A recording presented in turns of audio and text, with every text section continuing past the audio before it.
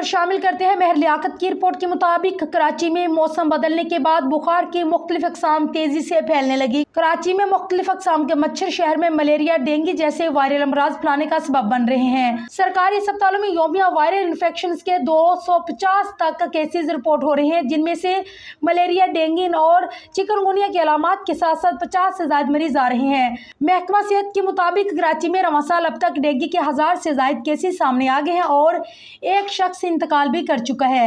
Malaria के 1500 जबकि chikungunya के 150 से ज्यादा केसेज रिपोर्ट हो चुके हैं। दूसरी जानिब महकमा सेहत सिंध के मुताबिक जिले टीमें शहर में स्प्रे मुहिम अंजाम दे रही हैं। माहिरीन का कहना है कि वायरल इन्फेक्शन के फैलाव को रोकने के लिए जरूरी है कि मास्क का इस्तेमाल लाजमी किया जाए और अपने इर्द गिर्द सफाई सुथराई का भी खास ख्याल रखा जाए ताकि इन अमराज से किसी हद तक बचा जा सके।